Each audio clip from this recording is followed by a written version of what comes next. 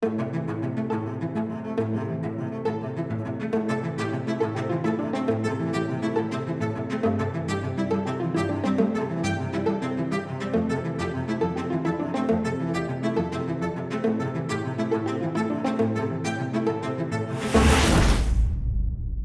นอูดูโอ Power by Tross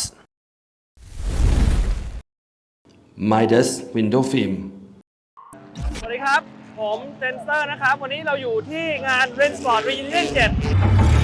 จะพาไปดูงานที่สุดยอดที่สุดในโลกหนึ่งงานของ Porsche คือ Rennsport Reunion 7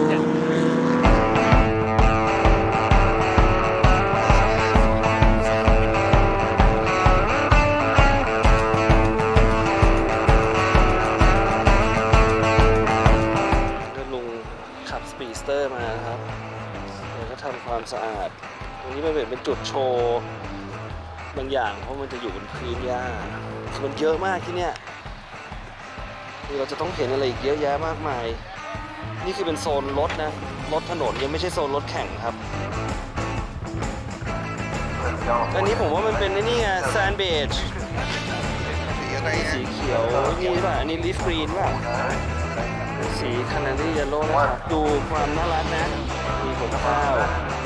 ตามไลเซนส์เพลทเขา69ยูโรก้าสีเงิน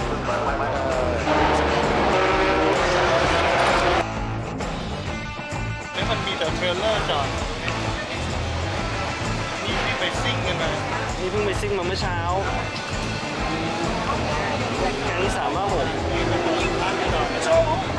โฟกหน้าวีเป็นรถเซอร์วิส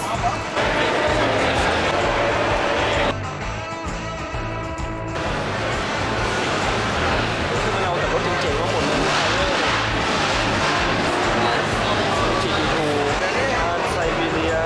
รียแท้นะแท้ๆเลยเนี่ยเชื่อสุดยอดอันนี้ตัวแข่งเลยใช่นี่ตัวแข่งเลยมีวินเชดวินแมงยื่นอยู่นี่เลยอ่ะ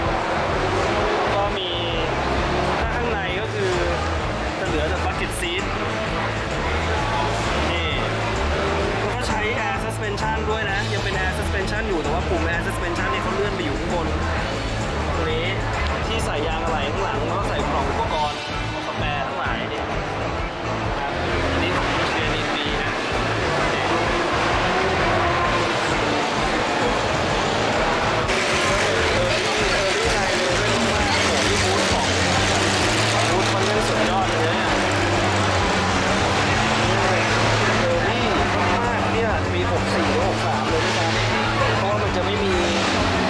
ตรงนี้ไม่มีรีเซสตรงนี้ที่จะติดโลโก้พวกสติกเกอร์ครับนี่แบบเป็นปีแรกๆเลยครับ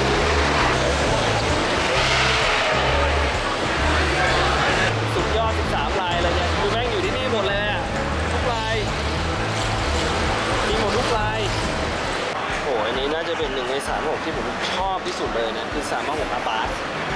คือ356นี่แหละแต่ว่าบอดี้โดยอาบาสก็เป็นอิตาเลียนตูรินนะฮะเป็น356ที่ทำโดยอาบาสบอดี้โดยอาบาสโคตรเท่เป็นไลท์เวทอลูมิเนียมทั้งหมดเป็นรถแข่งนะเป็นอาบาสกันเลยป่ะอาบาสพี่เฮียมันสวยสัตว์เลยอ่ะมันเท่มากอ่ะมันเยอะมันเหมือนเฟอร์รารี่นะคือข้างหลังนี่แม่งแบบเป็นเทรดมาร์กมากเลยดูดิมันเหมือนอาบาสเฟียสอาบาสเลยอ่ะอันนี้เป็นช่องดักลมเข้าไปในเครื่องซึ่งเครื่องนี้เป็นเครื่องโฟร์แคมนะครับ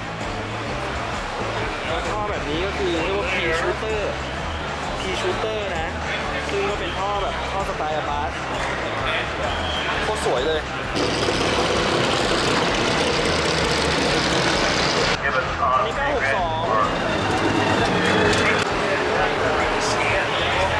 นี่เป็นแฮนด์เทนคือคันนี้เป็นรถแข่งคันแรกนะครับของ Porsche ที่ลงเลยแล้วก็รีสตอร์โดยคุณรอสเอเมอรี่คนนี้นะนี่เขาเป็นคนรีสตอร์สุดยอดให้เห็นหมดทุกอย่าง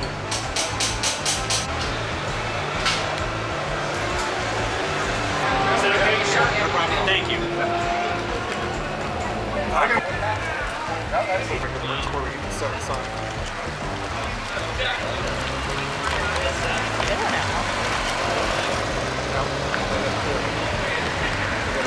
close up ชอบแบบนี้มากเมื่อก่อนโอ้โหดูเครื่อง935ครับเปิดให้ดูกันอย่างนี้เลยเทอร์โบลูกเท่ายักษ์เลยนี่โอ้โหนี่ไอล็อกครับไอล็อก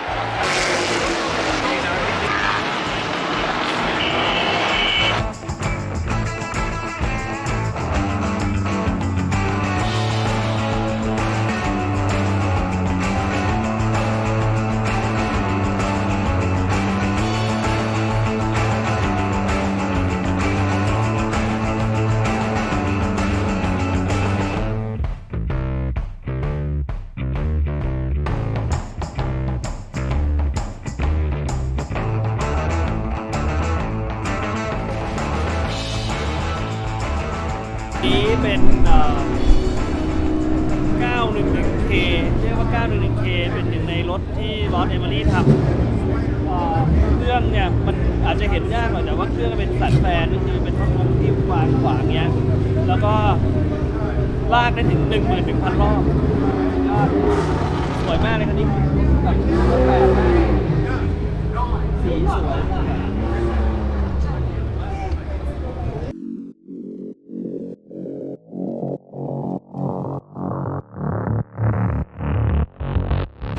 คือนี่เดินมาตั้งแต่เช้าจนถึงนี่บ่าย3นะผมยังเดินไม่หมดเลยและยังเห็นรถไม่ครบทุกคันด้วยแต่วันนี้คุณแก้ไม่มาเพราะว่าเขาไปโดดร่ม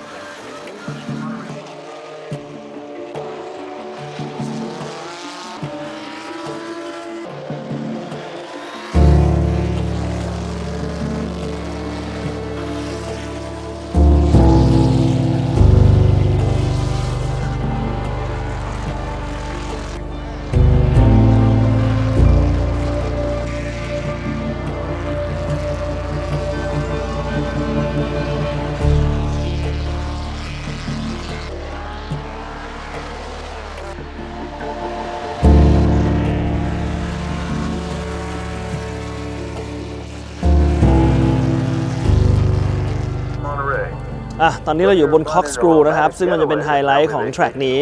มันจะเป็นทางลงแล้วก็เลี้ยวไปอย่างนี้ซึ่งเราก็ลองขึ้นมาดูเช้านี้นี่เช้าวันที่2นะเดี๋ยวก็ชิวๆแหละวันนี้ก็มาลองมาดูว่าจะมีอะไรให้ดูกันบ้างตอนนี้อากาศก็เย็นๆอยู่นะก็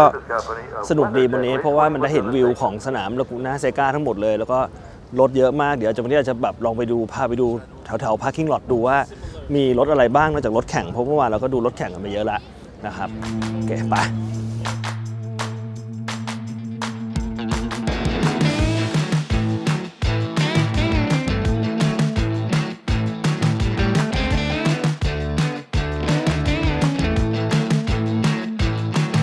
ก็เดี๋ยวลองดูเดินดูพิษอีกทีนึงนะครับแต่ว่าวันนี้แบบคนเริ่มเยอะมากแล้ววันนี้เป็นวันศุกร์คือจริงๆมันวันศุกร์เป็นวันเริ่มวันแรกอ่ะคนก็จะเยอะแล้วแต่ว่ารถก็ยังคล้ายๆเดิมแหละแต่เราก็ยังสนุกอยู่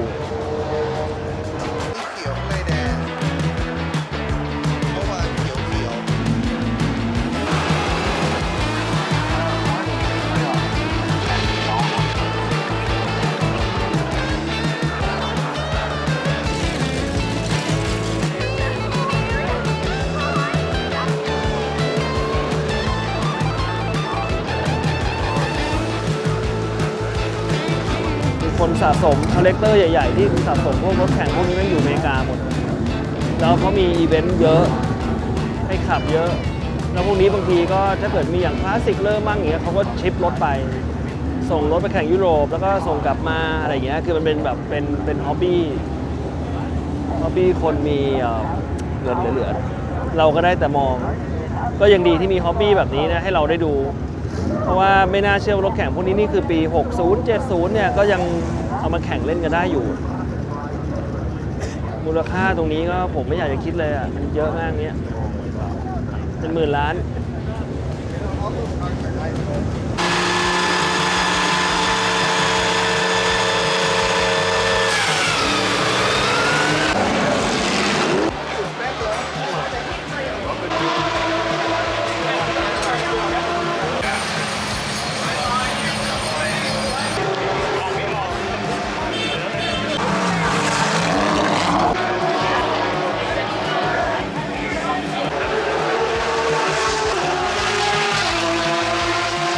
แต่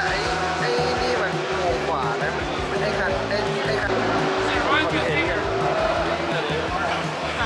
ก็ตอนนี้เรามานั่งพักแข้งหน่อยนั่งพักแข้งเพราะว่า 2-3 วันที่ผ่านมามันเดินกันเยอะมาก จริงๆวันแรกเลยที่เรามาผมไม่ได้ถ่ายอะไรเลยนะ เพราะว่าอยากมาดูว่ามันบรรยากาศเป็นยังไงอะมันก็สนุกดีคนมันก็ได้น้อยทุกคนมันก็เตรียมตัว พอเมื่อวานเป็นวันแรกมันก็ยังไม่ค่อยมีอะไรมากแต่วันนี้วันศุกร์เนี่ยเริ่มคึกคักมากคนเยอะมากแล้วก็รถแข่งเนี่ยออกไปบ่อยขึ้นที่ต่อจุฬาพิษเริ่มไปซ้อมเริ่มควอลิฟายกัน คือมันก็เป็นการแข่งแบบสนุกอ่ะจะให้คนดูมากกว่าว่ารถพวกนี้มันยังวิ่งได้ แล้วก็ได้ยินเสียงได้ความรู้สึกได้กลิ่นได้อะไรอย่างเงี้ยแล้วก็ผมว่ามันมีอีกส่วนหนึ่งนอกจากตรงนี้มันเป็นแพดด็อกก็คือเป็นพิษรถแข่งสมัยก่อน แล้วก็รวมไปถึงมาถึง 997 คับคา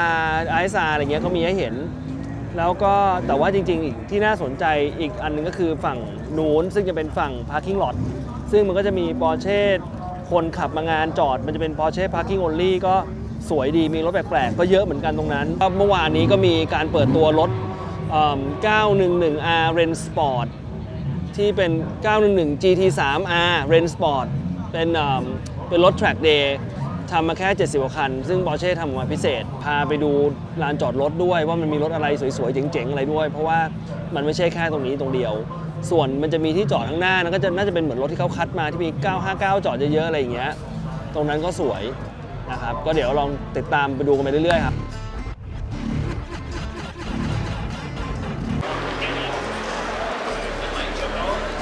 ในช็อตสวย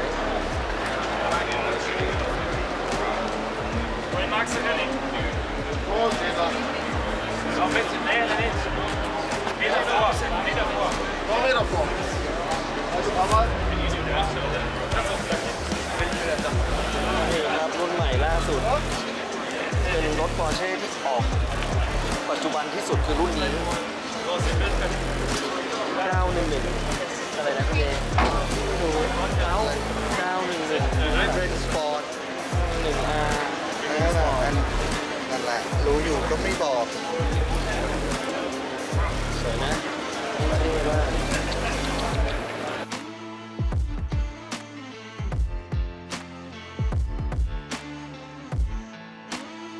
อันนี้เป็น 356 โปรด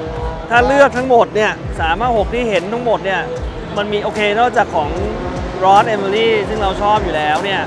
ผมว่าก็ต้องเป็นอาบาส356อาบาส บ้าน นะ ที่สุดติ่ง บาสที่เป็นสุดติ่งแล้ว เป็นไลท์เวท บอดี้ไลท์เวท ก็เห็นไหมขับในแทร็ก โอ้โห แม่งชนะทุกคนเลยอ่ะ ไม่ต้องสนใจ เออ เสียบได้ทุกโค้ง มันเบากว่าคนอื่น 150 ปอนด์ เบา บอดี้เป็นอลูมิเนียม ใช่ เครื่องอะไรเนี่ย ขอแอบไปดูได้ไหมเครื่องโปรแคม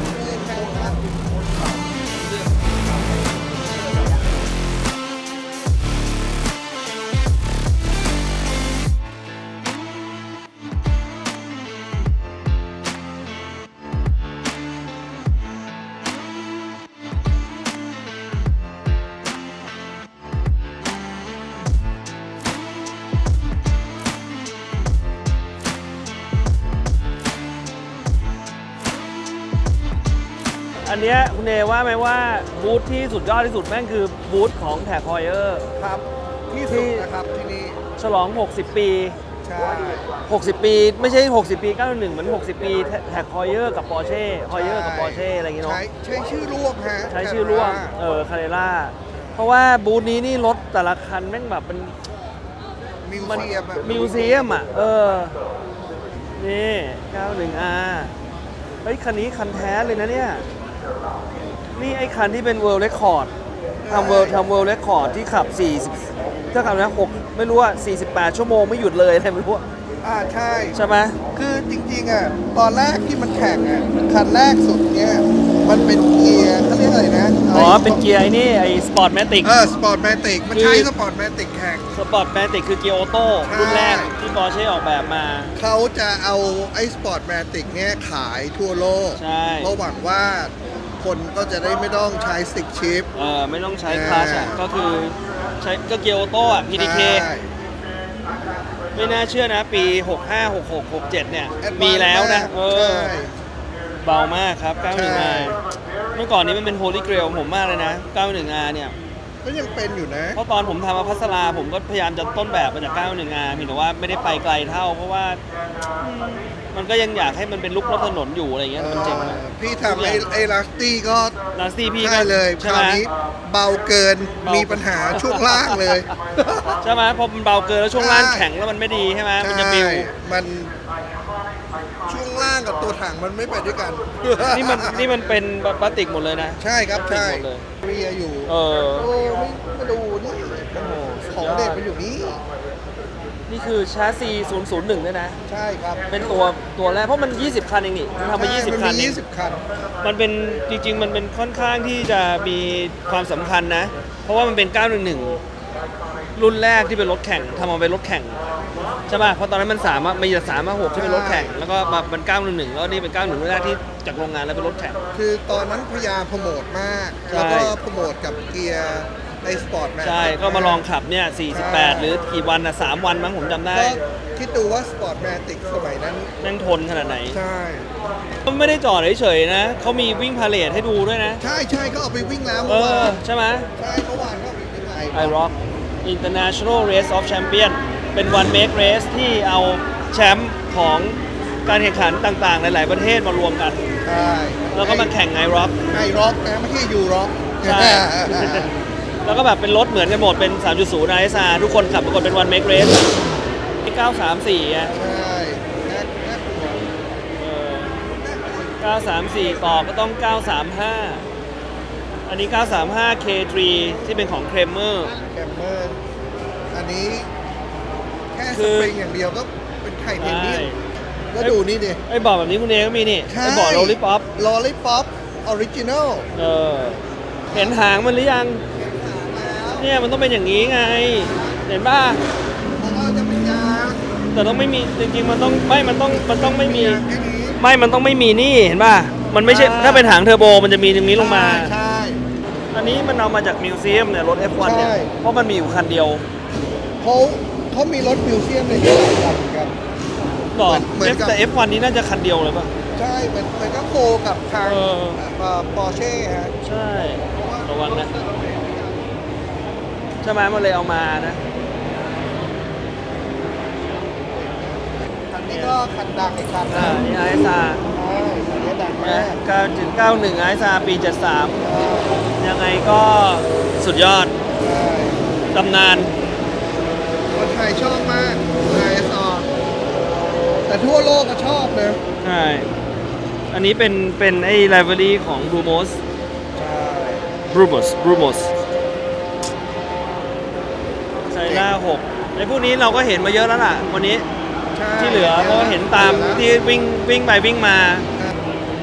แล้วก็อันนี้ไม่เหมือนคนอื่น เออ ดูกระตังหน้า อ๋อมีเป็นไฟอันนี้อันนี้เลอมัง อันนี้แข่งเลอมัง เพราะว่าต้องมีไฟสปอตไลท์ ก็ มังมั่ว อัน จ นี้ ริง มั่ว จริงอันนี้เรื่องจริง โอ อัน เค นี้ของแข็งนะ เพราะคันนั้นไม่มีใช่ไหมคันนั้นไม่มีสปอตไลท์เพราะว่า ปกติจะไม่มี คือมันเป็นโค้ชบิวอะไอ้ดาบาสเนี่ยมันแต่ละคันมันก็จะไม่เหมือนกัน เพราะว่ามันตีมือขึ้นมาทั้งคันเลย ต้องฮะอลูมิ ตาม เนี ส ยม ไตล์อิตาเลียนโค้ชบิลเดอร์แต่รถในฮอยเออร์มันจะรถคลีนอะรถแบบรีสตอร์แล้วสวย ใช่ ๆ ก็อันนี้เป็นรถ 356 ที่ปอร์เช่ทำขึ้นมาแข่งเลอมังเป็นครั้งแรกนะฮะก็ตั้งแต่เป็นจีมุนคูปอยู่เลยยังไม่มี A B C อะไรทั้งสิ้นเป็นสปลิตวินโดว์แล้วก็เป็นไลท์เวทคือเครื่องเนี่ยมัน 50 กว่าแรงม้าเอง แต่ว่าทำทุกอย่างให้เป็นแอร์สตรีมให้แอโรไดนามิกที่สุดนี่ถ้าเกิดดูไอ้ตรงเบอร์ที่เขาบอกว่ารอดเอมิลี่บอกว่าแม่งแฮนด์เพนท์พอไปถึงสนามเราจะรู้ว่าเบอร์อะไร แล้วก็จะมีคนทาอยู่ที่สนามเลย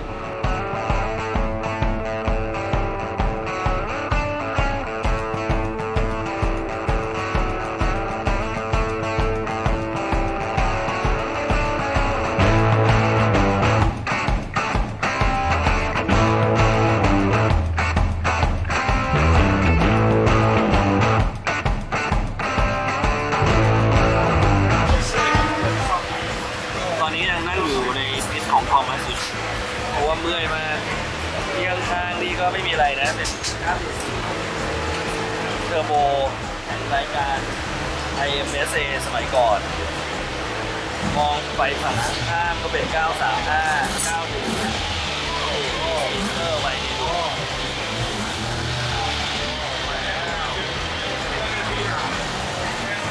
อยู่นี่ผมนั่งอยู่เนี่ยแล้วก็มองนี่คือวิวผมตอนนี้ 935 917เนี่ยนั่งอยู่คุณเนได้แบบไม่ได้ไปไหนเลยแบบตัวขี้เกียจแล้วคุณนั่งอยู่อย่างเงี้ยแล้วเดี๋ยวมันก็มีรถนู่นรถนี่ผ่านไปผ่านมาแบบ เขาเรียกว่าดูกันจนเสียคนครับ ดูจนเสียคนจริงตอนนี้เหมือนรถเราไม่มีค่ารถเราเป็นเศษเหล็ก ใช่ เฮียแบบคลั่งมากเขาอะ ไม่ไหว ฮะ ต้องไม่มางานพรุ่งนี้นะครับ จริง เตือน คือปีนี้ไปหลายงานเราเสียคนเลยนะ ใช่เสียคน คือแบบ ตอนแรกก็ออมๆพอมางานนี้โอ้โหอะไรวันนี้รถหายาก มาก เยอะขนาดนี้ เยอะมากเยอะมาก เยอะเกิน ยอด แข่งกันแบบเสียบในเสียบนอกไม่สนเลยด้วย ใช่ ไอ้นี่ไปคันแล้วดูเสียง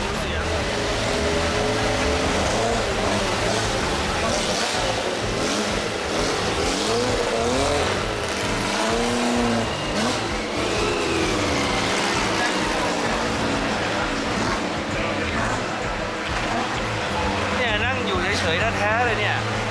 ก็ผ่านมาให้ดูเนี่ย โอ้เป็นวิวที่ดีที่สุดเท่าที่เคยนั่งมานะไปดูต่อดีกว่าถ่ายภาพรวมๆให้ดูว่ามันเยอะแยะคือไคล่าทีเยอะนะเนี่ยคุณเอเนี่ยที2 คันนี่ฮะก็มีลูก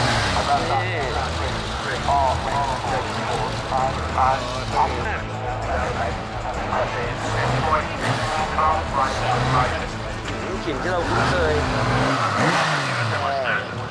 นอฟโหลดใครจะนอฟโหลดเฮ้ยติดงี้ก็เท่ดีว่ะคุณเอติดแบบข้างบนดูดิเราไปติดข้างๆไอ้นี่เขาติดข้างบนอ๋ออันนี้น่ารักดีทำน่ารักดีนะนี่เมื่อกี้เราข้ามมาจากฝั่งนู้นเนี่ยฮะเราเดินข้ามจากฝั่งนู้นตรงนี้ก็เต็มตรงนี้แอร์คูลป่ะคุณเอ ใช่ แอร์คูลเยอะนะ แต่อันนี้มันไม่ใช่นะ ไม่ใช่แต่สวยนะนี่เป็นพวกอาร์กรุ๊ปจอดอยู่ตรงนี้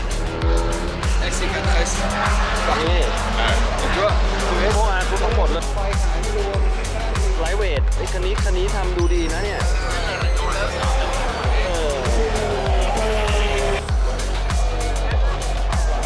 นี่ครับระหว่างที่ทุกคนก็จะแบบยืนดูพาร์กิ้งลอตข้างหลังก็จะเป็นคูมี3 IS อันนี้แท็กซี่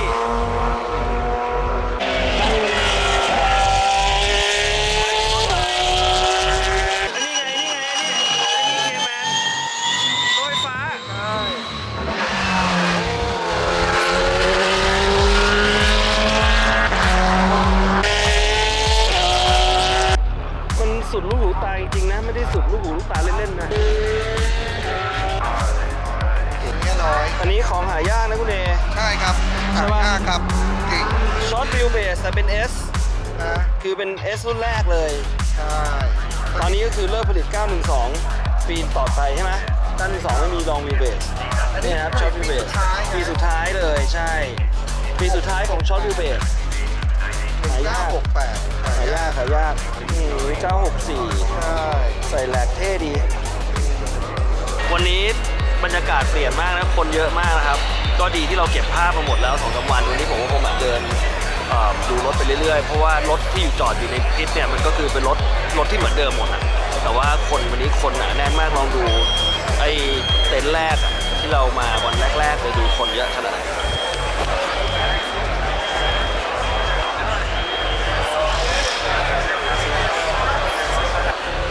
อันนี้ให้ดูว่ามีดีเทลสวยๆหลายอย่างนะ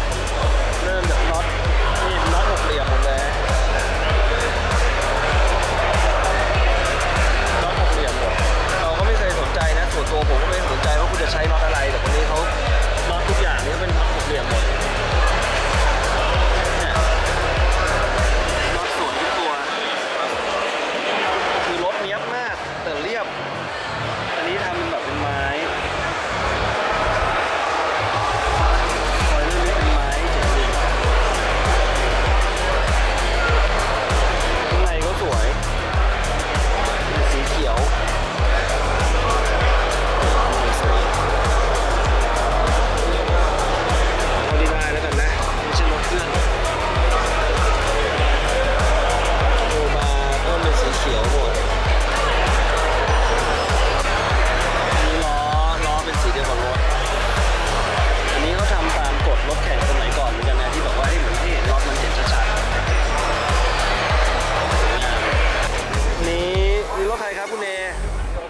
อะไรลองๆนะ แพทริก ลอง สีอินเดียนเรดอินเดียนเหรออินเดียนเรดเหรอ ไม่ใช่ฮะ อะไร เพ นะ รู เพรูเรด ใช่ครับ สวยดีนะเหมือนสีสนิมนิดๆนะ ใช่ใช่ ไอ้รถพวกนี้ใส่ e-fuel นะ e-fuel ของ Porsche ที่เป็นน้ำมันสังเคราะห์ที่zero emission นะเขาก็มาลองอีกหน่อยถึงแบบว่ายังไงรถเครื่องสันดาปเขาจะมีอยู่ตลอดเพราะว่า Porsche มันทำเป็น e-fuel ออกมาก็คือจะใส่เครื่องรถสันดาปได้เลยเครื่อง NA เครื่องเทอร์โบอะไรเงี้ยได้หมดไม่ต้องไฟฟ้า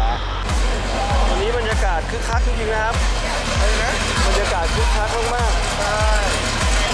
เต็มถนน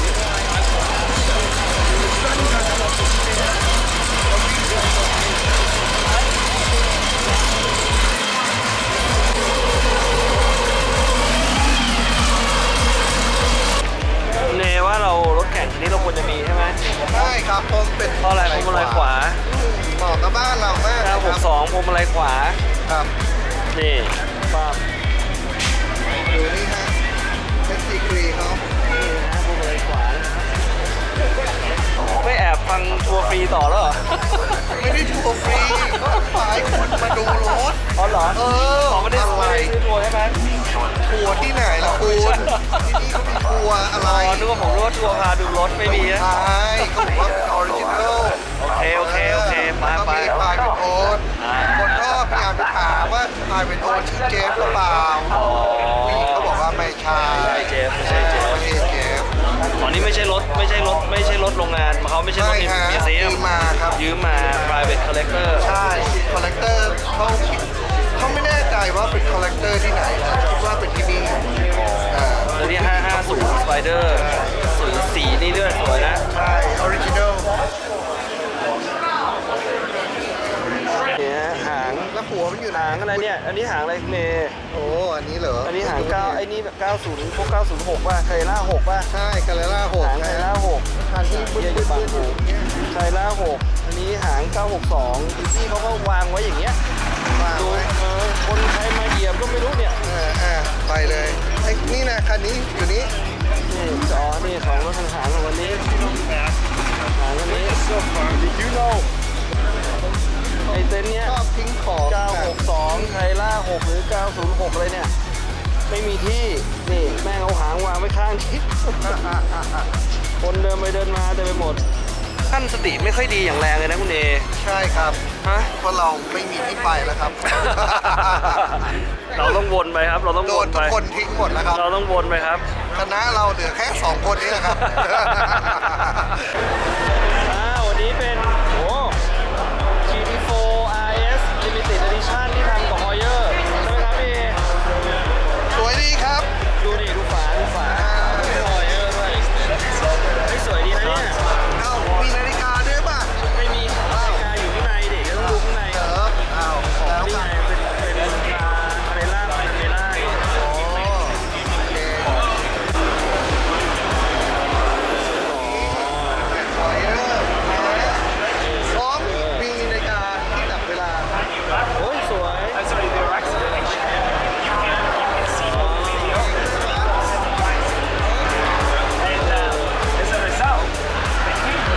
อ๋อนี่มันทำเหมือนไอ้คาเรล่าพานาเมล่าตัวพานาเมริกาหน้าเม็กซิโก อยู่ในทิศเพื่อนนะหลบหนาวนี่ดูคนหนาวอยู่ข้างหลังผมนี่ แล้วดูหน้าพิษมีรถเลยบ้างโอ้โหนี่ฮะ